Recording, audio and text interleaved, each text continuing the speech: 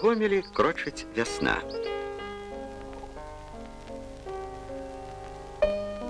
Але гэтых людзей сустрэнуць траскучыя маразы.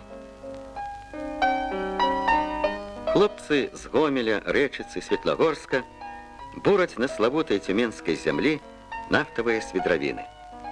Таму і пралёг да ўсесаюзнай новабудоўлі незвычайны паветраны мост Гомель-Ніжневартаўск.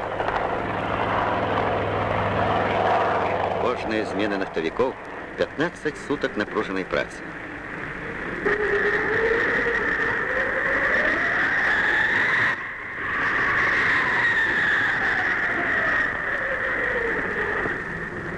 Брыгаду буравога майстра Яўгена Дораша лічаць старажыламі. Сваю першую вышку на цюменскай зямлі яны паставілі ў снежні 1978-га і ўвесь час працуюць высокімі тэмпамі. Поруч з імі працуе брыгада майстра Леаніда Гусева.